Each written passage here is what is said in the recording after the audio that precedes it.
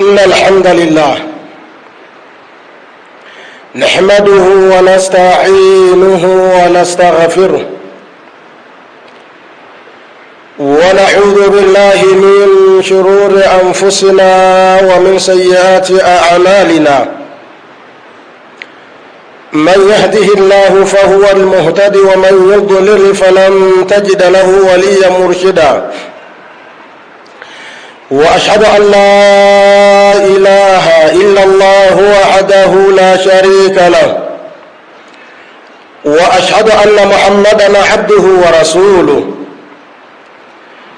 يا أيها الذين آمنوا اتقوا الله حق تقاته ولا تموتن إلا وأنتم مسلمون.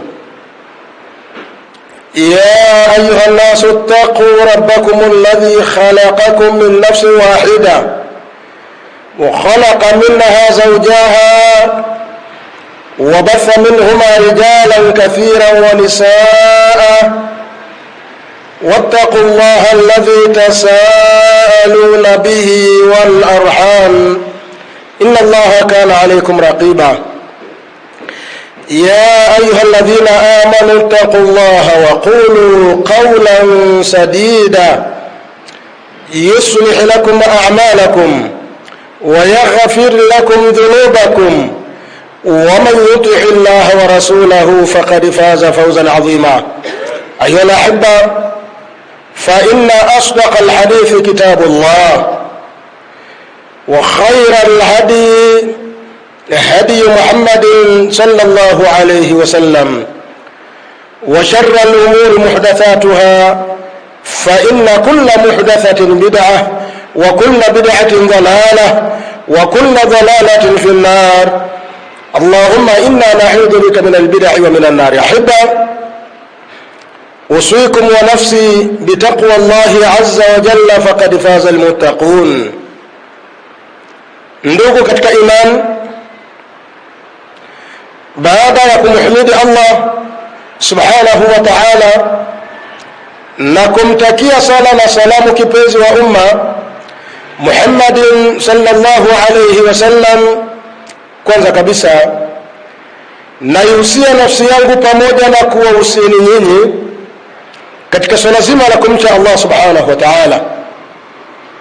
Hakuna atakayeweza kufanikiwa katika maisha yake ya duniani wala katika maisha yake ya akhera isipokuwa ni yule atakayejipamba na sifa ya kumcha Allah subhanahu wa ta'ala kwa kuacha makatazo yote, lakini pia kwa kutekeleza ibada ambazo ameamrishwa na Allah subhanahu wa ta'ala, na huo ndio ucha Mungu.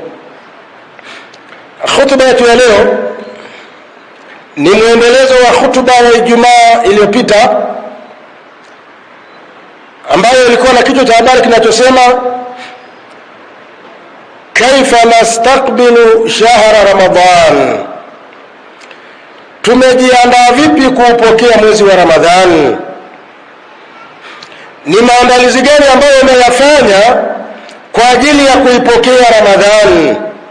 Tukasema kuna baadhi ya watu ambao wanafanya maandalizi ambayo sio, na kuna watu ambao wanafanya maandalizi ambayo ndio yenyewe. Sasa hivi kuna watu ambao wanafanya maandalizi ya kununua karata, wanafanya maandalizi ya kununua bao, wanafanya maandalizi ya kuandaa timu za mpira. Hayo nayo pia ni maandalizi. Lakini kuna ambao wanaandaa Ramadhani kwa kuvunja jungu, kwa maana ya kwamba kwa kuwa Ramadhani inakaribia na Ramadhani haifai kufanya maasi, mtu anaamua kufanya maasi kwa fujo, anavunja jungu. Haya ni maandalizi ambayo hayafai. Maandalizi haya ni maandalizi ambayo ni ya haramu, haifai. Muislamu anatakiwa kujiandaa kiroho. Tukasema miongoni mwa maandalizi ambayo Muislamu anatakiwa kuyafanya ni kumuomba Allah subhanahu wa ta'ala amfikishe katika mwezi wa Ramadhani. Na tukasema waja wema waliotangulia, hii ndio ilikuwa tabia yao. wanamuomba Allah subhanahu wa ta'ala awafikishe katika Ramadhani. Lakini jambo la pili, tukasema Muislamu anatakiwa kujitahidi katika ibadati mbalimbali, au za kuchukua mazoezi. Miongoni mwa mambo ambayo anatakiwa kuanza kuyafanya ni pamoja na kuisoma Qur'ani ya Allah subhanahu wa ta'ala. Na katika Ijumaa iliyopita tukasema na hata nafunga vile vile. Mtume sallallahu alayhi wasallam alikuwa anafunga sana katika mwezi wa Shaaban. Lakini miongoni mwa maandalizi tukasema ni at-taubatu sadiqa, ni Muislamu kutubia tauba ya kweli, arejee kwa Allah subhanahu wa ta'ala. Tunaposema tauba ya kweli, kuna na tauba ya uongo. Mtu anaweza akasema nimetubia, nimeacha maasi, lakini ukija kuangalia ile tauba yake haijakubalika. Kwa hiyo leo tulisema tutaendelea kutaja baadhi ya dalili zinazoonyesha umuhimu wa Muislamu kutubia. Miongoni mwa dalili hizo ni hadithi ya Mtume sallallahu alaihi wasallam aliposema, inna Allaha yabsutu yadahu bil-layli, hakika Allah subhanahu wa ta'ala huonyesha na kukunjua mkono wake wakati wa usiku, liyatuba musii'u nahari, ili aweze kutubia yule aliyefanya makosa wakati wa mchana. Wa yabsutu yadahu bin-nahari, na Allah anakunjua na kuonyesha mkono wake wakati wa mchana, liyatuba musii'u al-layl, ili aweze kutubia yule ambaye amefanya makosa na madhambi wakati wa usiku. Hali hiyo inaendelea, zoezi hilo linaendelea hatta tatluha ash-shamsu min magharibiha, mpaka jua litakapotokea upande wa magharibi. Hii ina maana ya kwamba swala la kutubia na kurejea kwa Allah subhanahu wa ta'ala ni jambo ambalo ni la lazima kwa Muislamu, na hii ni ibada. Muislamu anatakiwa ajue kwamba hii ni ibada. Kutubia kwa Allah subhanahu wa ta'ala ni ibada. Lakini vile vile maasi ni kizuizi cha kumzuia Muislamu na kufanya ibada. Maasi ni kifungo cha kumfunga Muislamu asiweze kumwabudu Allah subhanahu wa ta'ala. Kuna mtu mmoja alienda kwa Hasan al-Basri akamwambia, ya Aba Sa'id, ewe Aba Saidi, inni abitu muafa, hakika mimi huwa ninalala nikiwa niko mzima na afya njema. Wa uhibbu qiyama al-layl, na ninapenda kuamka usiku kwa ajili ya kumwabudu Allah subhanahu wa ta'ala. Wa uhiddu tuhuri, na ninaandaa maji yangu ya kujitaharishia, naandaa maji yangu kwa ajili ya kutawadha. Fama bali la aqum, mimi na matatizo gani mbona siwezi kuamka? Faqala al-Hasan al-Basri, Hasan al-Basri akamwambia bwana huyu, qayadatka dhunubuka, kinachokuzuia wewe siweze kuamka ni madhambi yako. Madhambi yako ndiyo yaliyekuzuia usiweze kufanya ibada, usiweze kuamka usiku. Ndiyo maana tunasema toba ni swala la muhimu katika nyakati zote, lakini ni muhimu sana unapokaribia wakati wa ibada, wakati wa misimu. Muislamu tubia anarejea kwa Allah subhanahu wa ta'ala. فالواجب على المسلم أن يتوب إلى الله سبحانه وتعالى من جميع الذنوب. jambo la wajibu kwa Muislamu ni kutubia na kurejea kwa Allah subhanahu wa ta'ala kwa madhambi yote. Wewe mwenyewe unafahamu ni wapi umekosea, ni wapi umemkosea Allah subhanahu wa ta'ala, unatakiwa utubie na urejee kwa Allah subhanahu wa ta'ala. Toba ni ibada kama ibada zingine, na hakuna ibada ambayo haina masharti. tauba yako iweze kukubaliwa na Allah subhanahu wa ta'ala, ni lazima ikamilishe masharti sita. Ashartu alawwal, sharti ya kwanza, al-ikhlasu lillahi subhanahu wa ta'ala. Ni muislamu kutubia kwa ajili ya Allah subhanahu wa ta'ala. Acha dhambi kwa ajili ya Allah subhanahu wa ta'ala. Usiache dhambi ili watu wakuone. Usiache dhambi kwa sababu ya kupata maarufu. Acha dhambi kwa ajili ya Allah subhanahu wa ta'ala. Ashartu thani, sharti ya pili, an-nadamu ala ma fa'ala min al-ma'siyah. Ni muislamu kujutia kutokana na yale ambayo ameyafanya katika maasi. Jutia sio unakaa unaanza kuwasimulia watu, unaanza kuwaeleza watu madhambi ambayo uliyafanya. Wewe unatakiwa utubie na urejee kwa Allah subhanahu wa ta'ala na ujute kutokana na madhambi uliyoyafanya. Sharti ya tatu, an yuqli'a 'anil ma'siyah. Ni muislamu kujiondoa katika maasi. Ukitubia kwa Allah subhanahu wa ta'ala, unatakiwa jiondoe katika dhambi hiyo, uachane na dhambi hiyo. Ikiwa dhambi ilikuwa ni kuacha wajibu na ukataka kutubia kutokana na wewe kuacha jambo la wajibu, anza kulifanya jambo hilo la wajibu. Mfano, muislamu alikuwa haswali swala 5, akaamua sasa natubia kwa Allah subhanahu wa ta'ala kutokana na kosa hili, naanza kuswali swala 5 ili tauba yake iweze kukubaliwa na Allah subhanahu wa ta'ala. Anatakiwa aanze kuswali.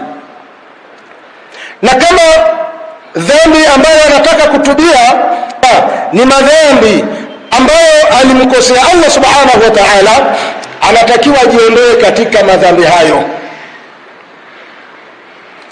Ashartu rabi'u, sharti ya tano, sharti ya 4 katika masharti ya toba,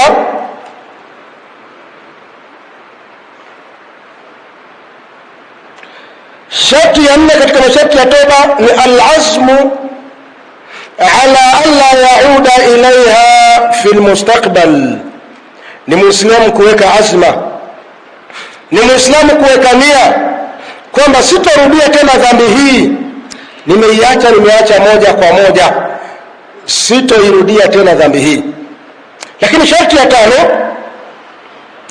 an takuna fi zamanin tuqbalu fihi tauba.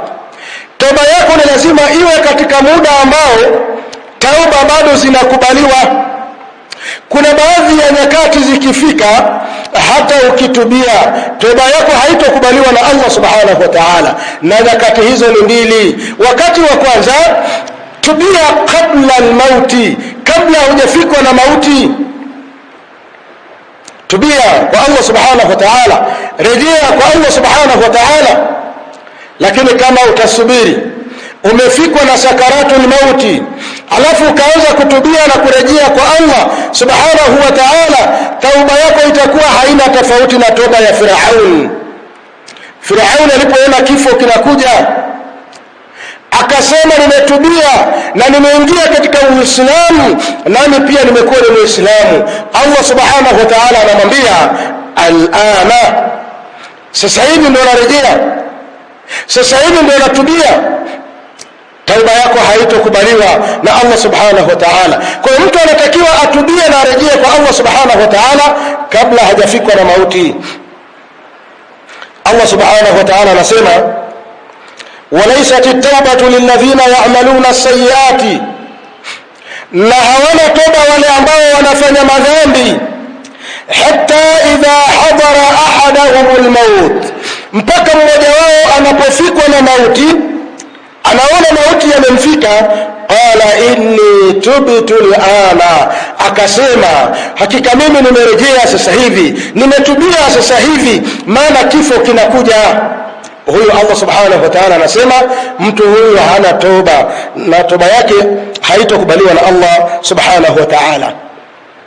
Lakini wakati wa pili, muislamu anatakiwa atubie qabla an tatlu'a ash-shamsu min magharibiha. Muislamu tubia kabla jua halijatokea upande wa magharibi. Utakaposubiri unaona jua linatokea upande wa magharibi, unaona hali hii si ya kawaida, hizi ni dalili za kiyama, wacha nirejee na nitubie kwa Allah subhanahu wa ta'ala. Tauba yako haitokubaliwa na Allah subhanahu wa ta'ala kwa sababu iko nje ya wakati. Ndugu zangu katika imani, Mtume sallallahu alaihi wasallam katika hadithi ya Abu Huraira, Mtume anasema, man taba, yeyote atakayetubia kabla an tatlu'a ash-shamsu min magharibiha, kabla jua halijatokea upande wa magharibi, taba Allahu alayhi, Allah subhanahu wa ta'ala ataipokea toba yake, Allah ataikubali tauba yake. Kwa sharti ya tano, toba iwe ndani ya wakati. Lakini kama utatubia nje ya wakati, tauba yako haitokubaliwa na Allah subhanahu wa ta'ala. Ashartu sadisu wal akhir, sharti la sita na la mwisho, in kanat al ma'siyatu tata'allaqu bihaqqi adamiyyin, ikiwa dhambi ambayo nataka kutubia inafungamana na haki ya mwanadamu. Mfano, umemdhulumu mtu mali yake, mfano umemvunjia mtu heshima yake, na wewe unataka kutubia na kurejea kwa Allah kutokana na dhambi hiyo. Kama ni mali, ili tauba yako ikubaliwe na Allah, rudisha mali ya watu. Kile ulichokiiba, kile ulichokidhulumu, mrudishie mwenyewe. Bala, nimerudisha mali yako nilikudhulumu, maana ninahitaji kutubia na kurejea kwa Allah subhanahu wa ta'ala, na Allah hayuko tayari kuikubali tauba yangu mpaka nikurejeshie haki yako. Na ndivyo ilivyo pia kwa mtu ambaye umemvunjia heshima. Unataka kutubia kutokana na dhambi hiyo ya kumvunjia mtu heshima, ukamwombe msamaha, mfuate muombe msamaha. Na masiku haya, ndugu zangu katika imani, watu wanatakiwa wasameheane kwa ajili ya Allah subhanahu wa ta'ala kabla hatujafikiwa na mwezi wa Ramadhani. Fanyeni sulhu, ombaneni msamaha na msameheane kwa ajili ya Allah subhanahu wa ta'ala.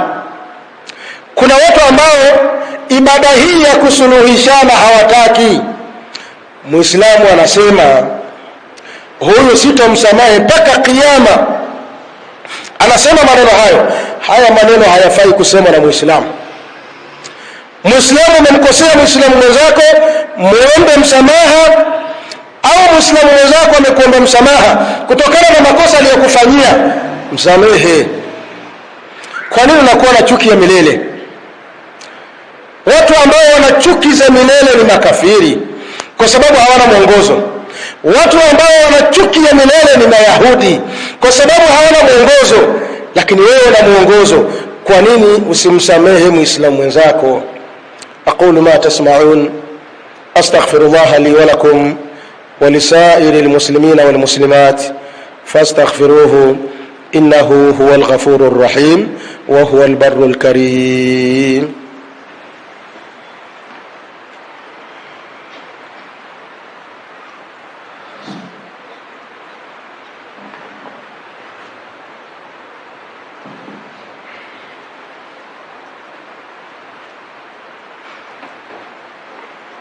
الحمد لله رب العالمين، والصلاة والسلام على أشرف المرسلين وعلى آله وأصحابه ومن تبعهم بإحسان إلى يوم الدين وبعد. Ndugu zangu katika imani,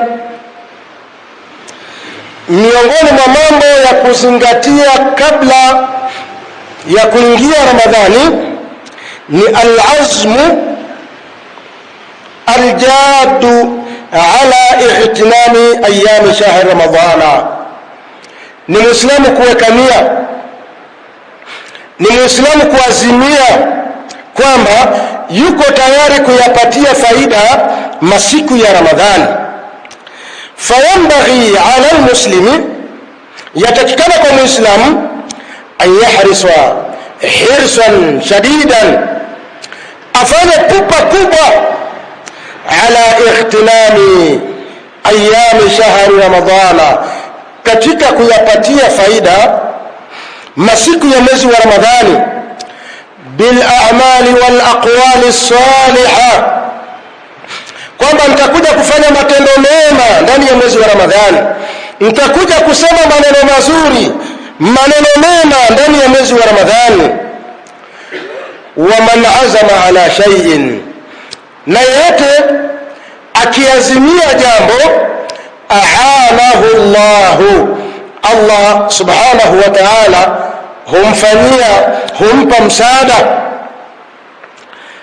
Wa hayya lahu al-asbaba, na Allah subhanahu wa ta'ala atakufanyia wepesi sababu, allati, sababu ambazo tuhinuhu ala ikmali al-amal, sababu ambazo zitakufanyia wepesi wa kuyakamilisha yale ambayo ulikuwa umeyaazimia. Lakini kama mtu hajaazimia kwamba Ramadhani kinikuta niko salama, nitajitahidi kufanya yaliyokuwa mema, hajaweka nia, yawezekana ikafika Ramadhani na asiweze kufanya chochote. Kwa ndugu zangu katika imani, miongoni mwa mambo muhimu kabla ya kufikiwa na Ramadhani, Muislamu weka nia kwamba Ramadhani kikufikia utaipatia faida Ramadhani. Miongoni mwa mambo ambayo ni ya msingi kabla ya kuingia Ramadhani ni taallumu ahkam siyam, ni Muislamu kuanza kujifunza hukumu za funga. Ndani ya mwezi wa Ramadhani maswali yanakuwa ni mengi, kwa sababu watu wengi huwa hawafanyi maandalizi ya kujifunza mambo ambayo anatakiwa kuyafanya katika mwezi wa Ramadhani. Mpaka Ramadhani inaingia hajaweka utaratibu wa kunufaika, hajui kwamba ni mambo gani ambayo anatakiwa kuyafanya katika mwezi wa Ramadhani.